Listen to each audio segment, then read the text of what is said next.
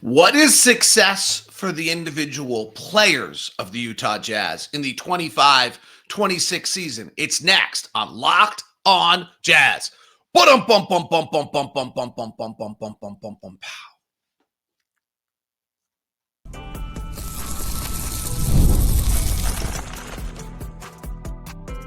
You are Locked On Jazz, your daily podcast on the Utah Jazz. Part of the Locked On Podcast Network, your team every day. How are you? I'm David Locke, radio voice of the Utah Jazz, Jazz NBA insider. This is Locked On Jazz. It's your daily podcast on the Utah Jazz, giving you insight, expertise, geeky numbers, and hopefully making it way better to be a Jazz fan each and every day. Thank you so much for making Locked On Jazz your first listen of the day. We are free and available on all podcasting apps. And to the everydayers, you're the best. Today's show is brought to you in part by me. No, I got a bunch of announcements is really what I'm trying to say there, but it didn't come off right. We start tonight, Houston and OKC at 5:30. Golden State and the Lakers at 8 o'clock tonight. Should be a lot of fun. New places to watch games, all sorts of stuff. All right. Bunch of announcements because it's brought to you by me. Radio broadcast this year available on SEG Plus SEG Plus yesterday expanded all the way out into Montana and Wyoming and Oregon and Washington, and massive little footprint change. So if you're listening to this right now and you do not have SEG Plus, get SEG Plus. If you do it before tomorrow, you get 2 tickets to a Jazz game. So that's part of the deal. So make sure you do that and get Jazz Plus, really. And then with Jazz Plus this year, you can listen to the radio broadcast. And my understanding is you can toggle it with the video. So that's pretty cool. That's all at Jazz Plus. Grab that. Second thing, we have stickers this year. So stop by the broadcast booth. 3 this year. We are trying to do an in-arena exclusive broadcast. Never been done before. You come to the game, you bring your noise-canceling AirPods or your big headphones, which is weird. I got it. And you can listen to the radio play-by-play, no latency. Plus, we will not go to commercial break for you. So Ron and I will stay on the air and feed directly to you and talk with you and take your questions and interact with you during the game if you're in the arena. So those added things this year to the radio broadcast. We're super excited about it. We're testing that last one. Hopefully it comes together well. We've done it. I want your feedback if you do it, so please. But to do that, you've got to stop by the radio booth.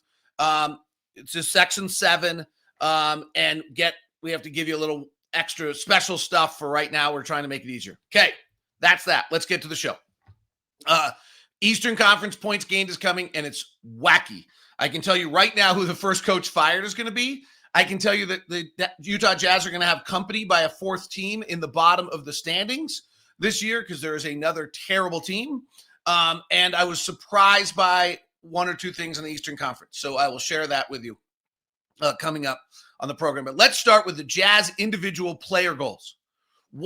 Yesterday we did what is success for the Jazz players as a team.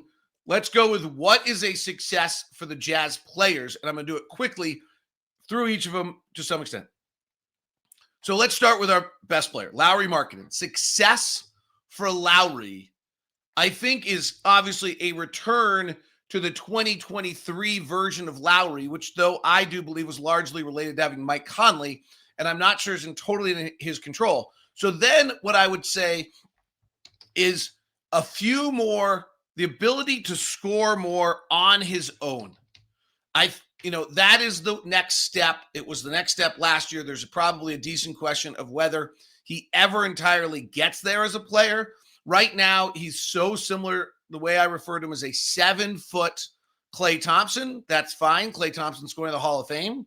But the next step, I would probably say for Lauri, is that in his 2022-23 All-Star year, his amount of 2-point shots that were assisted was 65%. The next year it went back up to 74% of his 2-point shots were assisted. Last year was back at 66. and 1,100% of his 3 points, which is fine. But you don't find many guys that score 20 points a game and have over 80%, 90% of their field goals assisted. That's an unusual number for someone. And so if Lauri can get that number down a little bit, catch the ball, I think we'll see him playing a little bit off to the wing a little bit more. That's what he did in Finland. He wasn't always playing from the nail, and see if he can make some plays on his own. That to me is the success for Lauri Markkanen. Let's go to the youngster, Ace Bailey. Truthfully, success is minutes. Just time on the floor. That is success. No injuries, 75 games, 25, 30 minutes a night, not getting in foul trouble, staying on the floor, having every experience he possibly can have, to me, would be success. The other one that he has displayed in preseason is an incredible efficiency of scoring. He has scored on very few dribbles. Now, that's because Will set it up that way, and that's getting to assisted field goals. That's fine. That's actually good for him to learn. Ace will be able to create his own shot. I don't have any doubt on that over time. I just think those are all going to be very low percentage shots to open his career. So for me, on Ace Bailey, my bar is just not particularly high on what success is. The skills are all there. There's nothing that's going to convince me otherwise. So it's literally minutes on the floor. Just playing, experience, failures. Maybe if I were to add one more thing, it would be resiliency. How do you deal with your 2 for 17? I've said a million times, it's coming. It might come opening night when Kawhi Leonard decides to put it on the rookie. There's going to be nights where it happens. And then you're going to get the next night in Sacramento where they're probably not as interested in playing defense, and you can suddenly go and have success. Walter Clayton Jr. Let's go to the next youngster. For me, on Walt, I think I don't like to get it. Rookies are never efficient. And so it would be interesting for Walt. He's a little older, so I'm not as like just pure minutes based. I do want to see him be able to make his threes. That is going to be his calling card. His game is going to be predicated, at least I think, on that off the bounce three, on the pick and roll. And once he's able to do that, then I think it all comes together. Peyton Pritchard, who's probably the best comp for him, played 19 minutes a game as a rookie and shot 41% from three. It's a big number. But he was 23 years old, just like Walt. He had played 4 years at Oregon, and he came off the bench. He started like 4 games along the way. He was on a much better team, and he played 19 minutes a night, and he shot 40% from three. I do a little differently than I would give you what I think success for Ace Bailey is. I want to see Walt Clayton make shots. Keyonte George. I'm so excited for this season for Keyonte George.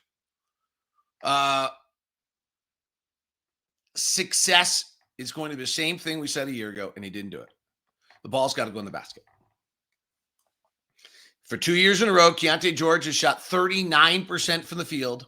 Last year was 34% from three. The ball has to go in the basket. Like, you can't live in the NBA shooting 39%. That has to end. And it has to end dramatically. Now, how it ends is patience, which we've seen in the preseason that the game's going to come to me. Don't have to get 16 shots off every night. Better shot distribution. That patience means 1 or 2 of those bad shots, you're not taking them. His leadership has been terrific, so continuing to show that. But bottom line on Keyonte George, I hate to say this because it's just so cut and dry, but literally that's the number that matters. The ball has to go in the basket. But we can talk about his defense and all these other things. If he shoots 39%, it's not going on any longer. Can't do that 3 years in a row. For Walker Kessler last year ranked the 3rd worst big man on pick and rolls. 3rd worst. That could have been because of his guards. Isaiah Collier was the 3rd worst. Keyonte wasn't very good. But I want to see Walker Kessler show some signs of being able to be an offensive roll man to the basket to help our pick and roll game. And that's better pick setting. And then defensively, This is what the coaches have been saying the whole time. It's great you can block shots, but can you anchor a better defense? Now, he needs some players around him to help him with that, but that is certainly something that needs to be done with Walker. Is his defense needs to, no differently you talk about an offensive player, making everyone else better. Like probably in Keyonte, the answer should be, can he make other people better offensively? But frankly, I just think the 39% shooting thing has to end. And so I'm going there. That would probably be Keyonte next year's. Can you make the players around you better? Walker, a year ahead of Keyonte in development, can he make the other players around him better defensively? That's where I would go. All right. Bryce Sensabaugh, Kyle Filipowski, Isaiah Collier, Taylor Hendricks, Cody Williams.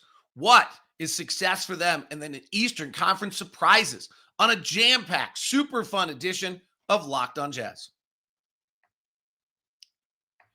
Tuesday edition of Locked on Jazz is brought to you by our good friends Murdoch Hyundai, located at 4646 South State Street, also located in Logan and in Linden. I want you to get the VIP experience that you deserve by being a Locked On every day or over at Murdoch. So if you're looking for a car right now, I cannot strongly suggest enough that you put Hyundai on the list.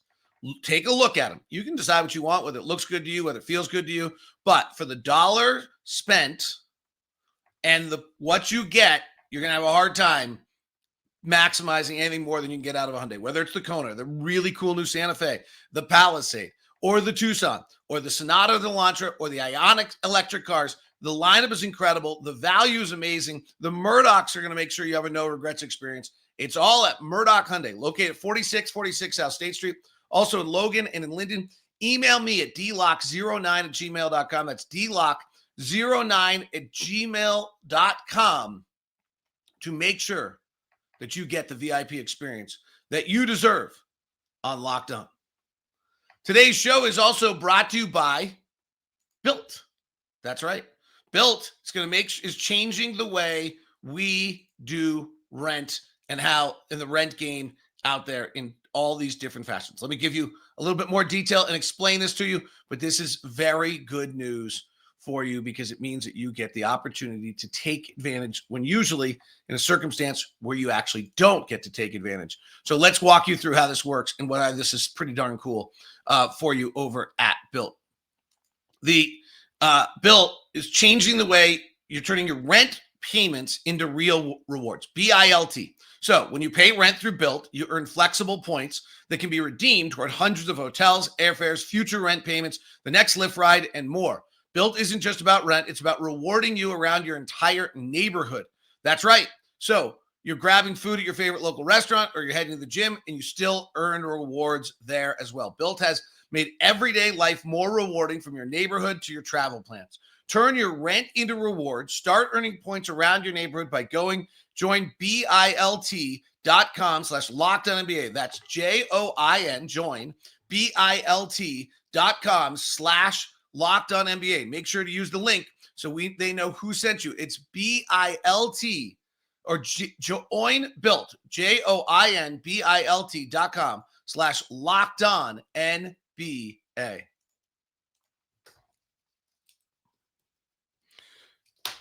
Thank you very much for making Locked On the #1 sports podcast network. You're awesome, everydayers. You're the best. Thank you for making your first listen. SEG Plus, sign up by tomorrow, and you get 2 tickets to an upcoming game. And this year you can toggle the Jazz broadcast on. I believe it's going to be synced to the video. Pretty cool. You can catch Ron Boone, myself. And then if you're coming to games, we have it set up this year so you can have an in-arena broadcast with no latency, which is cool. And we will not be going to commercial break. We will be there and doing a special broadcast for you throughout the game. Okay. Kind of cool. And we're working on that. Second one is an experiment. No one's ever done it. It's pure breakthrough trying to, Ryan Smith has been consistent since day one that our job as employees is to make the customer experience better. And so that's what we're trying to do. We're trying to see if we can make the customer experience better by bringing you this kind of specialty broadcast inside the arena. So we'll see how it works. And then I want your feedback because you guys have been amazing. You've helped build Locked On into the #1 sports podcast network. Your feedback has been amazing this whole time. It's absolutely what I've predicated. Most of what we've done is kind of what you guys tell me. All right, let's get to it. Bryce Sensabaugh. Viability defensively. And then I would also say this, like, I love Bryce, and I hope his mom's going to be listening, and he's going to listen, and he's going to bust my chops over it. He makes super loud mistakes. He makes really loud mistakes. Like when he makes a bad play, it's a gut punch bad play. It's not like, that's just the way I'll say it. And if you want, it's a bad outlet pass at the wrong time of the clock. It's grabbing a guy out of frustration when you missed a shot. He just makes loud mistakes. Probably not that many more mistakes than anyone else, but they're super loud. And I think they have a negative impact on like coaching staff. Like they're kind of mistakes you're like, the one I always like to say is like on the quarterback who like throws a 60-yard bomb into double coverage and it's caught and the fans love it. And the coaches are like, oh, we can't trust him because he threw into double coverage in that circumstance. And there's a little bit of that going on here. So I really want no more loud mistakes and viability defensively because offensively he's so good. I mean, he shot 42% from three last year. He's got the best three-point shooting since All-Star break. There's just not a lot of other things he needs to add into his game. Kyle Filipowski. Success for me in year 2 for Kyle Filipowski. First of all, I don't think there'll be a major jump. I want to just say this right now. He had a great summer league. He's a terrific player. I do not think he's going to have a major jump year 1 to year 2. That is not how players work in the NBA. So continue to maximize his offense. I know he's got to figure out what he's doing defensively. And it's interesting because if you're one of these people who believes that your height is irrelevant and that your length is what matters, he's the exact same length as Ace Bailey and Taylor Hendricks. And so we probably should be thinking about him positionally the same way we think about Ace Bailey and Taylor Hendricks. So we'll do that next year. What I want to see out of Kyle this year that I would call success is prove at 22 years old that you're an elite offensive player. So you hit 35, 36, maybe 37% of your threes. You're conducting for other people. You can be the fulcrum offensively. Your passing skills show. You're able to figure out how to finish at the rim, which he's not very good at right now. He studied Luka Doncic and Nikola Jokic in the offseason to figure that out. And I think the question there is for Kyle to have a long NBA career, he is going to have to be awesome offensively. And I would like to see Kyle have a better career than Kelly Olynyk. I know that's his comp, but I think there's a chance that Kyle can be better than Kelly Olynyk. And so I'm looking for something better than that. So it's a really elite, fabulous offense that shows itself that, this is, and against the right team can really explode. 22-point night with 4 assists, and suddenly he's having, and that's kind of 3 times a year. But if he shows that, that's great. Isaiah Collier. So weird because we haven't seen him at all, right? So I have 2 things on Isaiah. One is the obvious. Your shooting percentage as a guard in the NBA can't be 25%. And you need to be able to shoot threes. If you don't shoot threes, you're Elfrid Payton. So I think what we're trying to find with Isaiah is beginning to find a route by which you're going to be a viable NBA player. To me, I honestly think it's like out of the TJ McConnell mode of like, or the Elijah Harkless mode or the Tamari Kamara mode. I'm picking you up because at 90 feet, I'm physically so awesome that I am going to hassle the crap out of you this entire possession and every possession we're on the floor together so that you literally do not want to see me.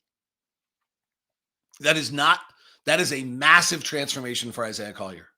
That is not who he was as a player when he was the number 1 recruit in the country. That's not who he was in Georgia. That's not who he was at USC. But that's, I think, at least what his route to success in the NBA is going to be. Is this tenacious, physically imposing, stronger than the guy he's playing, better athlete than the guy he's playing, defensive stalwart, or at least pressure guy. He's got to move himself into the elite category defensively because he's never going to be in the elite category offensively. And so a little bit to what I would say is what are your gifts that are going to give you the route to be NBA successful, and have Collier begin to recognize those. Taylor Hendricks. This one's interesting because if you had asked me this question before training camp, I just literally would have said minutes on the floor. And then he had a pretty good camp. So, however, I'm going to change it, and it's going to be the same answer, but for a different reason. My answer on Taylor is minutes on the floor. It's a success. Minutes on the floor. The reason I would have said this 3 weeks ago or before training camp is because it was to get healthy. But now it's understanding. I still think Taylor's basketball experience is behind the curve on feel and touch and understanding of the game. He has this is not like he's perfectly, watch how much he's grown up in a year, and he's super well thought out. This is not like I just don't think in his setting in either UCF or his AAU games that there was a lot of basketball systems being put in the way that you play in an NBA system, and both offensively and defensively. He got beat on a bunch of back cuts in the preseason. Offensively, you see him clog things up every now and then. So I actually now am switching it to minutes, but minutes with the purpose of knowledge. And then obviously the other one on Taylor is, can he just knock down shots? Can he really be a 37, 38% three-point shooter? Because if he can, then it's really all there. That's frankly, if he hits 38% from three, everything else comes together. Cody Williams. Manifest that the strength is allowing you to show us skills you couldn't show last year. So Cody was the youngest player in the draft last year. Basically should have redshirted. Probably shouldn't have played.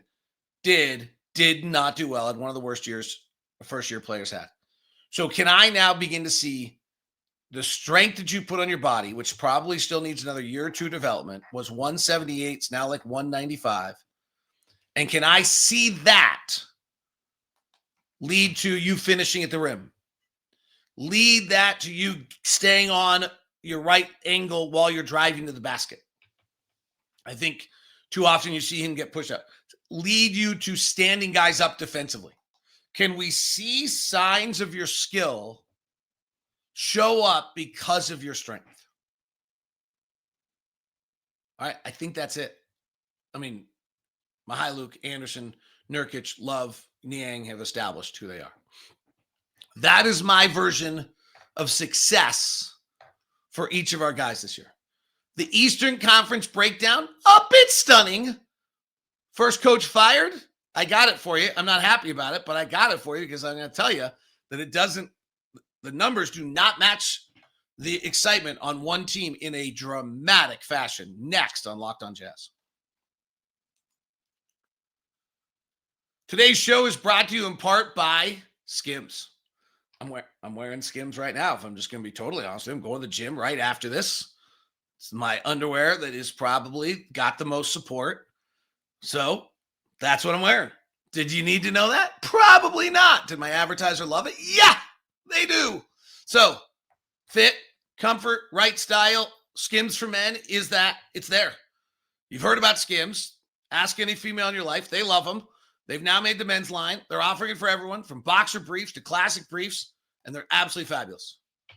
I've got the boxer brief athletic style on right now. They move with me. They never lose their shape. They stay in place. Today it's for working out. Other days it can be for airplane flights. Maybe the biggest compliment I can give Skims is it's my airplane underwear. You're going to be sitting there comfortably on a not very good seat for 5 hours. It's where I'm going. Lightweight materials, feels amazing. Skims. Skims at men's Skims. SKIMS .com/men's, or when you go to skims.com and click men's, and when you're checking out, please tell them on the drop down where you got it. Whether you want the stretch 5-inch boxer brief, the 3-inch cotton boxer brief, the stretch 3-inch boxer brief or the Skims cotton brief, they're all there for you.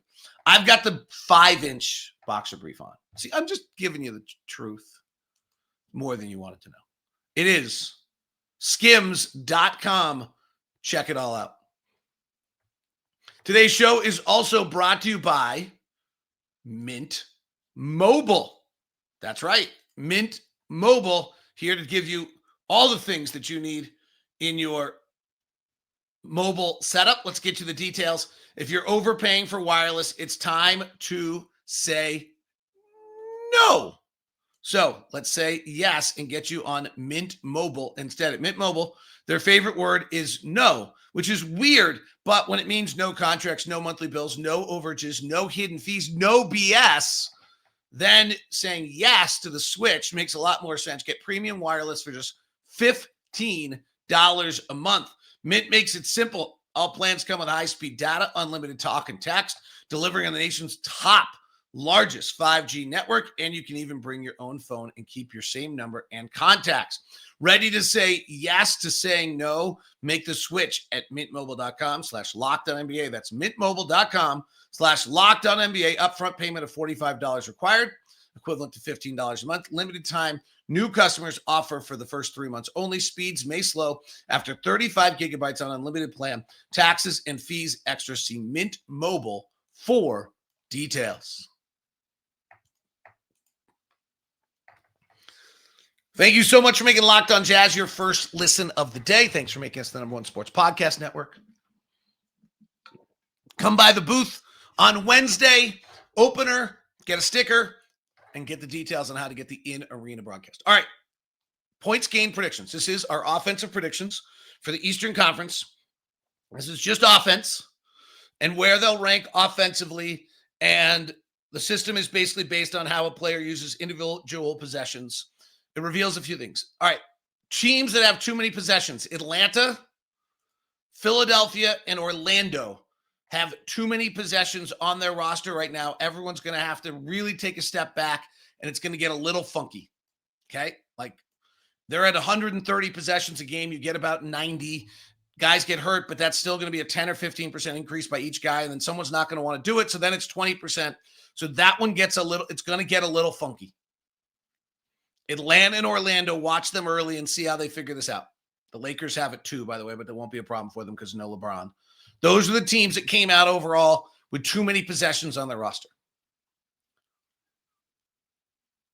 Brooklyn, Charlotte, Washington, all as bad as the Jazz. Jazz came out as -7. Brooklyn is hard to even figure out because they hardly have NBA players. Washington's 2, and Charlotte came out at -7.2. There will be 4 offenses, according to this, that are far worse than anyone else in the NBA. And none of them can play defense, so there'll be 4 teams far worse than the NBA. It will not be a 3-team race to the bottom. It will be a 4-team race to the bottom. Okay. Cleveland comes out at #1 at 6.0, which only Denver's better than offensively. And then the Knicks are at 4.6, and when they actually figure out that Jordan Clarkson is, unless something's changed, Jordan for the last 3 years has been one of the worst impactful offensive players, and they reduce his minutes, they'll jet up. Indiana, surprisingly, and they were good on our 240 also, is the 3rd best offense and the 5th best offense in the NBA. Now, without Tyrese Halliburton, some of these numbers are going to drop because Tyrese is one of the few players that makes everyone better. But keep an eye on that. I think Indiana gets in the top 6 in the Eastern Conference this year. Makes the playoffs. Boston, 4th best at 1.9. They're just short minutes and they're short players, but interestingly, they come out fine. Detroit, who did not come out very well in the 240, comes out as the 5th best offense at 1.7. Miami, 6th. Atlanta, who everyone loves, does not come out as a good offensive team. 0.7. The Eastern Conference kind of sucks, by the way, because at this point, you're in the bottom of the West. Chicago comes out next at 0.5. Milwaukee ranks as the 9th best offense in the Eastern Conference. And then a huge drop to Philadelphia at 10. And this is the stunner. Poor Jamal Mosley. Expectations in Orlando are through the roof. They come out as a -3.3 offensively. That would make them the third worst team in the Western Conference. It makes them the fifth worst team in the Eastern Conference. Orlando is a great defensive team, but that is not how they're built anymore with Desmond Bane and everyone else. Orlando's Paolo Banchero and Franz Wagner. Now, maybe with the addition of Desmond Bane, this will change, and this system does not do great on projections if players make a massive jump in what they're doing. So it's going to rely on this. But Paolo Banchero is a negative points gained player. He's below league average in his possession use. So is Franz Wagner. So is Jalen Suggs. So is Wendell Carter. So is Anthony Black. So is Tristan da Silva. So is Jonathan Isaac. Orlando, you can't have that many players below average offensively and survive. They're a minus 3.3. That is a super big stunner for me. Their defense better be awesome, but I don't have the feeling that team is at a stage where they're going to be willing to play defense at that same tenacity level. Toronto's interesting because they supposedly have all this talent and they all overlap. But Brandon Ingram's an even offense player. Scotty Barnes is negative. RJ Barrett is negative. Grady Dick was negative last year. Emmanuel Quickley was even. Jacoby Walter was negative. Jonathan Mogbo is negative. Jamal Shedd is negative. It's a lot of not very good possessions in Toronto. They come out as a negative 3.7. And then the terrible teams. Philadelphia came out as a negative 3, somewhat because VJ Edgecombe's still negative, also just because who knows what they're going to get. So, overall takeaway on this, Cleveland is the elite group. New York is right behind them. Based on this, just to be a little different, and our 240, defense matters. I don't have great defensive metrics. I'm taking New York and Denver in the NBA Finals. Just to be a little different. New York and Denver in the NBA Finals. Indiana makes the playoffs as a top 6 team. Atlanta and Orlando do not meet the expectations that are on them right now. And Orlando disappoints dramatically. In the Western Conference, I think the Warriors and Rockets disappoint. And I think the Clippers hold this thing together for a long period of time. And Dallas is better than people think. And if Kyrie actually comes back, they get interesting. Sacramento pre-Russell Westbrook might have been all right offensively. I don't know about defensively, but might have been all right offensively. So then they're hovering around 37, 38 wins. With Russell Westbrook, I'm not sure that's the case. All right, we got NBA basketball tonight. We'll get ready for the opener tomorrow. Super fun. Thank you very much. Go sign up for SEG Plus and get your 2 tickets before the season starts for an upcoming game. Thank you very much. This has been Locked On Jazz. We now send you the first ever national NBA channel on YouTube, Locked On NBA. Plus, Matt, Hayes, and Wes give you Locked On NBA every day.